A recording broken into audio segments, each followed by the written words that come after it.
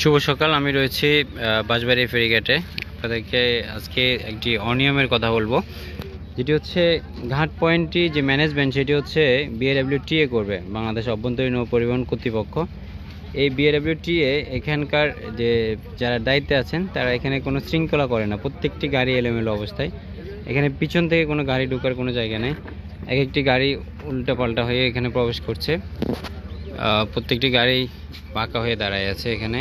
আর সবচেয়ে বড় কথা হচ্ছে এখানে যে টোল যেটি আদায় করে, আমার হাতে যে টোকেনটি আছে এগুলো হচ্ছে একটা পার্কিং আর একটি হচ্ছে ফেরি টার্মিনাল। এটি একটি প্রাইভেট কারের, আমরা ওই ড্রাইভারের সাথে কথা বলার চেষ্টা করব। প্রাইভেট কারের নিয়ম অনুযায়ী হচ্ছে 35 টাকা, আর পার্কিং কোনো চার্জ দেওয়ার কথা না, কারণ তারা পার্কিংয়ে দাঁড়ায় নাই, পার্কিংয়ে প্রবেশ করেনি, তারা সোজা রাস্তায় চলে আসছে। তাহলে রাস্তায় আসার পরেও প্রত্যেকটা গাড়িকে পার্কিং চার্জ দিতে হয়। এছাড়া সবচেয়ে বড় সমস্যা হচ্ছে এই স্লিপগুলো কোনো ড্রাইভারকে দেয় না বিএডব্লিউটি এর লোকজন। তারা খাতায় এন্ট্রি করে টাকা আদায় করে, কিন্তু টাকা আদায় করে ওই টাকাগুলো আসলে গভর্নমেন্টের রাজস্ব খাতে জমা হয় কিনা সেটি হচ্ছে বড় বিষয়। আমরা একটু একজন ড্রাইভারের সাথে কথা বলার চেষ্টা করব। এই প্রত্যেকটা গাড়ি থেকে যে টাকাগুলো আদায় করা হয়েছে কাউকে এরকম স্লিপ দেওয়া হয় নাই। এখানকার প্রত্যেকটা গাড়ি কিন্তু কেউ পার্কিংয়ে যায় না, পার্কিংয়ে না গেলেও প্রত্যেককে কিন্তু পার্কিং চার্জ দিতে হয়েছে। এখানে পুরো গাড়ি সবগুলোতে। আপনার থেকে টোল নিয়ে গেছে, স্লিপ দিছে আপনাকে? স্লিপ দেয় না, স্লিপ দেয় না না কখনো এরা? না, ওই যে কয়েকজনকে দিছে কয়েকজনকে দেয় না। এখন না দিলে তো এগুলো ওরা আপনাকে কত নিছে আপনার থেকে? 130 টাকা। 130 টাকা। পার্কিং বাবদ কত নিছে? পার্কিং বাবদ কোনো টাকা নেয় না, কিন্তু 130 টাকা খালি একবার নিয়ে গেছে। 130 টাকা নিয়ে গেছে। এখন ওরা এখানে পার্কিং স্লিপ দিচ্ছে একটা, আর একটা টোল, দুইটা। কিন্তু পার্কিং তো আপনারা করেন না, পার্কিং ইয়ার তো হচ্ছে ওইখানে, কিন্তু পার্কিং এর টাকাটা নিয়ে নিচ্ছে। দাদা আমি বুঝতেছি না, মানে আমি তো 130 টাকা নিচ্ছে। আপনার থেকে কত নিচ্ছে প্রাইভেট কারে? এগুলো তো এগুলো আপনার স্লিপ। বলেন তো, আপনি তো সন্দীপের মানুষ, একটু এই অভিযোগটা কি? এখানে প্রথমত এতে সিরিয়ালের কোনো মেনটেন নেই আমরা দেখতেছি। আপনি ড্রাইভার হিসেবে বলেন তো কি কি সমস্যা? সিরিয়াল আসলে সমস্যা হিসেবে এখানে তো আগে গাড়ি যেগুলি আসে এগুলি যেমন মনে করেন আপনার রাত্রে আসে, এরা গাড়িগুলি রাখি দেয়। ওই যে দায়িত্বশীল যারা আছে এরা দায়িত্বে আসে কতক্ষণে যায় কতক্ষণে তার কোনো হিসাব। আপনার প্রাইভেট কারের তো আমরা দেখছি চার্জ হচ্ছে 35 টাকা, কিন্তু আপনার থেকে নিচে কত? 60 টাকা। 60 টাকা। এখানে একটা পার্কিং স্লিপ দিছে আপনার হাতে। ওই আপনি তো পার্কিং করেন, আপনার প্রাইভেট কারটা আমি দেখতেছি পিছনে। এরা এখন কি বলবে, এখন এখানে তো এদের তো কিছু বলার থাকে না, এরা আসিয়ে স্লিপ ধরা দিতেছে, টাকা নিচ্ছে। আর সবার থেকে তো এভাবে টাকা নিয়ে যায়, স্লিপও দেয় না। না, এগুলি আমরা এখন নিশি বিজয় দেখতেছি আর কি, না নিলে হয়তো দেখতাম না। ধন্যবাদ। দর্শক, আমরা আরেকজন ড্রাইভারের সাথে কথা বলবো। ভাইয়া, এখানে অনেকগুলো অনিয়ম দেখতে পাচ্ছি, আপনাকে কি কোনো স্লিপ দিছে এরকম? স্লিপ এটা দেয় না, স্লিপ দেয় না। আমাদের মূলত যে গাড়ির টোলগুলা, ওই টোলগুলা অনুযায়ী যে স্লিপ ওনারা দেয় না। ওরা আমাদের ছোট গাড়ির টোল দেওয়ার স্লিপ দেওয়ার কথা, ওটা দেয় না। ওরা বড় গাড়ির দিয়ে তাও দেয় না, টাকাটা নিয়ে যায়। এখানে আমাদেরকে যা দেয় সেটা হচ্ছে 130 টাকা আসে, ওরা 150 টাকা নিয়ে যায় আমাদের থেকে। তার মধ্যে ওরা কোনো গাড়ির লাইনে সিরিয়াল মেনটেন করে না, কিছু করে না, এইটুকু আর কি। সিরিয়াল মেনটেন না করলে তো ভোগান্তি, আপনি উঠতে পারবেন কিনা? আমাদের কোনো নিশ্চয় দেয় না, আমাদের গাড়িতে কাঁচামাল থাকে, অনেক সময় এখানে থেকে যাওয়া লাগে, এটা কষ্টকর। আচ্ছা, আপনারা ড্রাইভাররা এখানে হাত মুখ ধোয়া, খাওয়া দাওয়া, তারপর হচ্ছে বাথরুম করা, এগুলোর কোনো ব্যবস্থা এখানে আছে?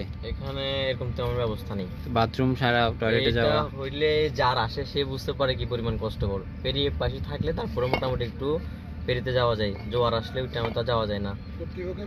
উপরে কোনো টয়লেটের ব্যবস্থা এখনো করে নাই? টয়লেটের ব্যবস্থা কোনো করে নাই, একটা পানির কলের কোনো ব্যবস্থা নেই এটা। আর এখানে ইদানিং এর মধ্যে একটু চুরি বেশি বাড়ি গেছে। আচ্ছা, এই কয়েকদিনে একটু ঘটনা বেশি হচ্ছে, চুরির ঘটনা। কিরকম? এরকম ড্রাইভাররা ঘুমাচ্ছে, গাড়ি থেকে মাল চুরি হচ্ছে। তারপরে হচ্ছে ড্রাইভার থেকে মোবাইল নিয়ে গেছে, 2 দিন আগে একটা মোবাইল নিয়ে গেছে একটা ড্রাইভার থেকে, আসি বাইরের লোকে 2-3 জন আসি মায়েরা মোবাইল নিয়ে গেছে, এই গত পরশু রাতে। ঠিক আছে, এরকম অভিযোগ এখানে আছে। কিন্তু কেউ ভয়ে কোনো কথা বলে না, সবাই বাইরের ড্রাইভার। আমরা হয়তো সন্দীপের আমরা আপ ডাউন করে আমরা দেখতেছি এগুলা, আমাদের কেউ সাহস হয় না, কিন্তু বাইরের ড্রাইভার যারা আসে তাদের থেকে এগুলো হয়, অনেক হয়। আপনার বাড়ি সন্দীপ? জি, আমার বাড়ি সন্দীপ। ধন্যবাদ। দর্শক, এখানে যে প্রথমত যে অভিযোগটা করছেন, এখানে ড্রাইভারদের পয় নিষ্কাশন ব্যবস্থা, এখানে যারা থাকে এখানে বাথরুমের ব্যবস্থা তেমন নেই, উপরে যে একটি টিউবওয়েল বসানোর কথা রয়েছে সেটি বসালেও এখনও পর্যন্ত পুরোপুরি চালু হয়নি। তো সব মিলিয়ে বলতে গেলে আমি আরেকজন ড্রাইভারের সাথে কথা বলবো। ভাইয়া, আমি সন্দীপের একটা লোকাল চ্যানেল সন্দীপ টিভি থেকে। এখানে এইভাবে কাউকে স্লিপগুলো দিচ্ছে না, আপনাকে কি স্লিপ দিছে? কত টাকা স্লিপ দিছে? 175 টাকা, কিন্তু নিচে 130 টাকা। স্লিপ দিছে 175 টাকা, 130 টাকা। বাংলাদেশে নেয় তো 5 টাকা। 75 না 35? স্লিপ কত দিছে? সরি ইয়া 125 টাকা আছে আপনার নিচে আর কি। একটা 50 টাকা। আপনি সবসময় যান সন্দীপে? হ্যাঁ, সন্দীপে সবসময় যাতায়াত করেন? আগে প্রথম যাইতাম, এখন এই অ্যাক্সিডেন্ট একটা হওয়ার পর থেকে আর যাই না, আজকে আবার আসছি আর কি অবস্থা আপনার চোখে দৃশ্যমান? কি কি ভোগান্তি আছে এখানে বলেন তো? ভোগান্তি বলতে এই রাস্তাগুলো আর কি। আর মনে করেন ফেরি যদি আরেকটা দিত তাহলে। আচ্ছা, আপনাদের টয়লেট করার ব্যবস্থা এখানে, নাস্তা করার ব্যবস্থা এখানে নাই, কিছু নাই? এই যে বাথরুম আসলে কি করেন আপনারা? বাথরুম আসলে ওই এখানে মসজিদের এখানে অনেক দূর আছে, এখানে মসজিদের এখানে একটা আছে, ওইটা থেকে নেই আর। ঠিক আছে, ধন্যবাদ। দর্শক, ড্রাইভারদের প্রথম সমস্যা হচ্ছে এখানে টয়লেটের ভালো ব্যবস্থা নাই। এখানে যে ড্রাইভারগুলো আসে তারা বিভিন্ন ডিস্ট্রিক্ট থেকে মালামাল নিয়ে আসে। এখানে বাথরুম করা, টয়লেট করা তেমন একটা ব্যবস্থা নাই। আর এভাবেই চলছে বিআরডব্লিউটি এর এই ঘাটটি। এখানে আজকে সর্বমোট প্রায় 27-28টি গাড়ি দেখা যাচ্ছে। ঠিক এই জায়গা থেকে আমরা আপনাদেরকে একদম পিছন থেকে দেখাচ্ছি, অনেকগুলো গাড়ি এখানে আছে।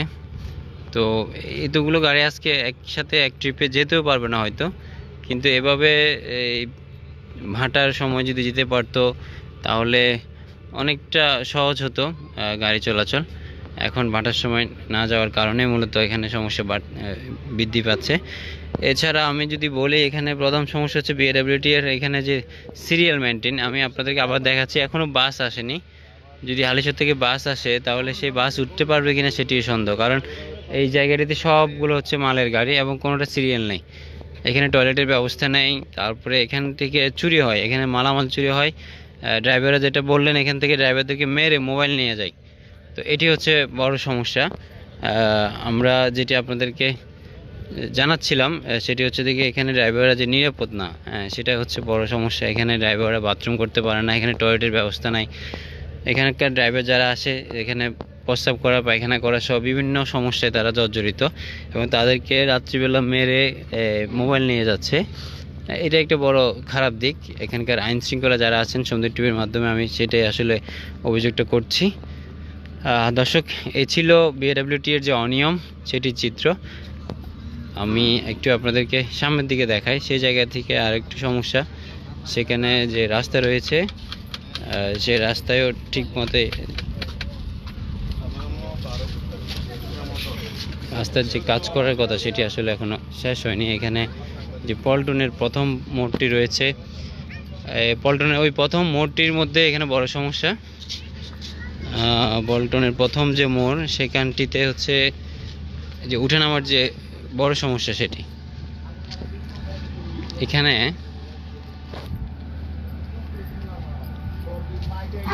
এই যে দর্শক দেখুন, এখানে উঁচা নিচে জায়গাটা, এই জায়গা থেকে এই জায়গা অনেক উঁচা নিচা, এবং এই সমস্যার কারণে গাড়ি উঠে নামা খুবই কষ্ট। কিন্তু প্রায় 2 ফিট নিচা এই জায়গাটা। এই যে এই জায়গাটা এখান থেকে প্রায় 2 ফিট নিচু জায়গা। এই জায়গার কারণে মূলত সমস্যা হচ্ছে উঠে নামা, এবং এইখানকার যে অবস্থা একেবারে ভাঙাচোরা রাস্তা। গাড়ি যেখানে দাঁড়িয়ে আছে সেখান থেকে প্রায় 2 ফিটের মতো গর্ত হয়ে আছে। এ হচ্ছে অবস্থা।